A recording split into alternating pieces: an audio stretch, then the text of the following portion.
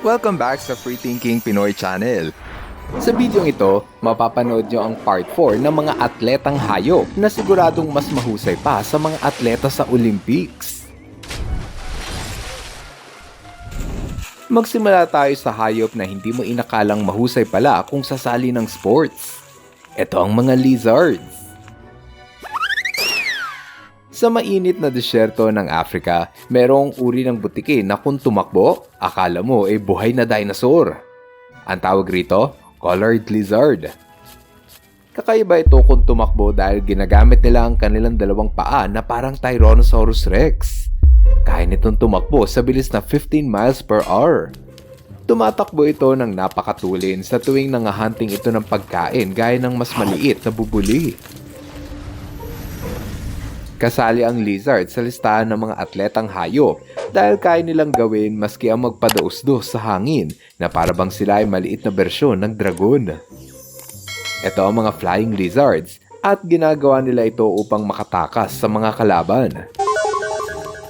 Pati sa tubig, kayang-kaya nitong tumawid dahil sa sobrang bilis ng kanilang padyak ng paa. Gaya ng mga basilisk na walang kahirap-hirap na tumakbo sa tubig. Ang galing no? Kaya nilang tumapak sa tubig.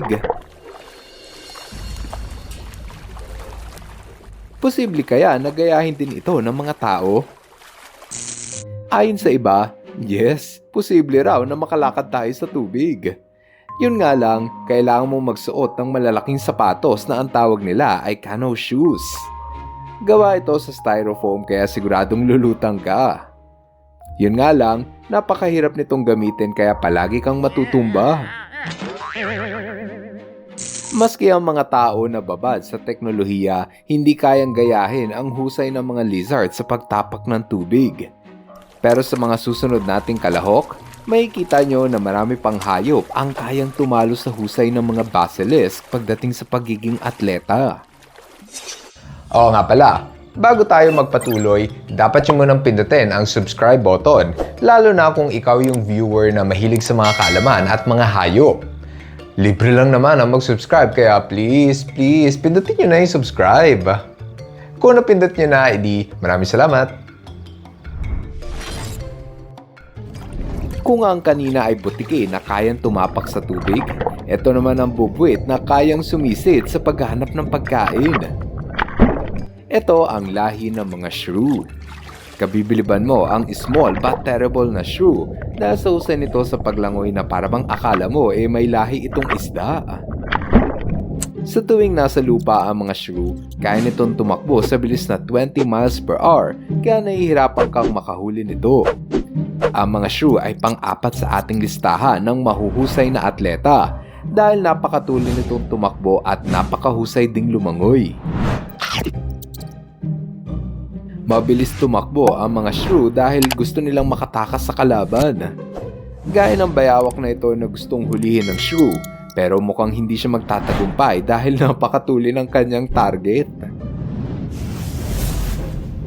Kung gusto mong tumakbo na kasing bilis ng mga shrew, merong imbensyon ang bagay sa iyo. Ito ang sidewinding circular skate. Tapakan mo lang ang gitna ng bilog at ready ka ng umarangkada. May bilis raw ito na aabot ng 10 miles per hour. Napakabagal pero pwede na. Ikaw, kaya mo bang sumakay rito nang hindi natutumba? Sa tingin ko, maganda to suotin pagpasok sa school o trabaho para hindi ka malate dahil sa traffic. Buti pa ang mga shrew, hindi na kailangan pang mag-imbento ng gulong para bumilis. Hindi gaya ng susunod nating contender na mabilis na nga tumakbo, napakataas pang tumalon. Ang susunod sa mahuhusay na atleta ay ang hayop na may mahabang tenga at may binti na hindi tumitigil kakapadyak. Ito ang mga kuneho. Hindi lahat ng rabbit ay maliksi. Merong ibang species gaya ng brown hair at jackrabbit ang halos kasing bilis ng motor kung tumakbo. Napakahusay na atleta ng mga kuneho dahil kaya nitong tumalon para iwasan ang atake ng agila. O diba? Maski ang agila na mahusay na mandaragit ay hirap makahuli ng kuneho. Alam mo ba na kaya nitong tumalon sa taas na 10 talampakan kahit ang liit-liit lang nila?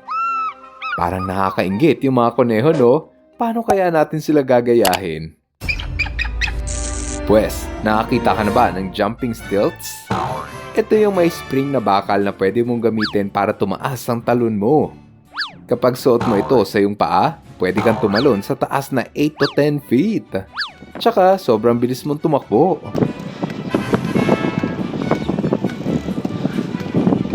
Ito yung masarap gamitin sa exhibition kaya feeling mo para ka na rin kuneho. Maganda to gamitin pag may peligro gaya ng lava para makatakas. Hindi tayo tulad ng mga kuneho na kailangan lang umasa sa mga binti para makatakas sa panganib. Kaya din itong tumakbo sa bilis na 30 to 50 miles per hour kaya maski ang mga wolf ay nahihirapang hulihin sila. Kung hindi pa matutulungan ng mga wolf sa panguhuli, hindi sila magtatagumpay laban sa kuneho.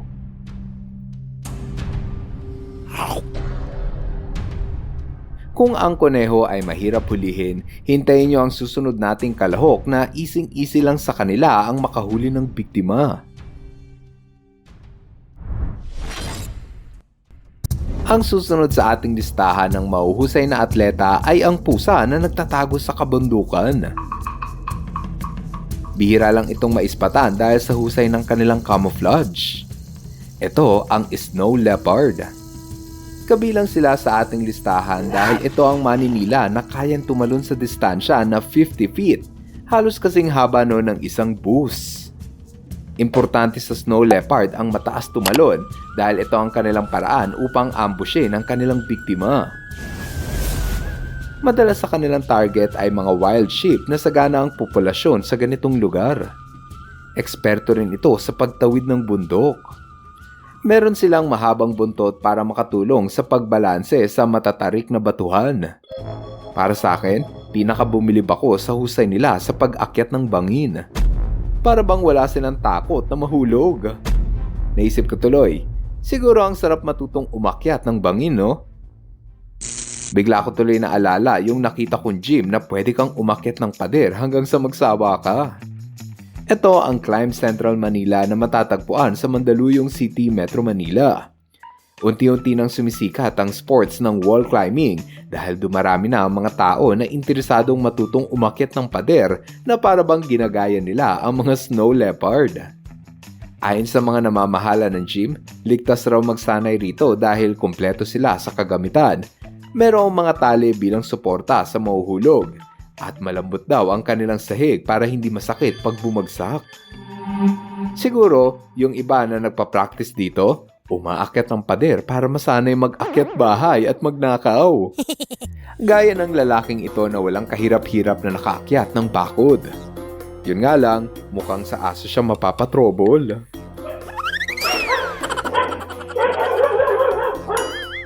Ngayong napanood niyo na ang apat sa pinakamahusay na atleta, oras na para makilala niyo naman ang nakakuha ng numero 1 pwesto. Ang hayop na tatanghalin bilang pinakamahusay na atleta ay ang hayop na madalas ring targetin ng mga gutom na cheetah. Ito ang mga gazelle. Maliit lang ang kanilang pangangatawan at may mahabang binti, kaya sa tuwing sila ay tumatakbo, halos walang ibang makahabol sa kanila. Ang gazelle ang top 1 sa ating listahan ng mga atletang hayop dahil marami itong talento. Una ay ang pabilisan.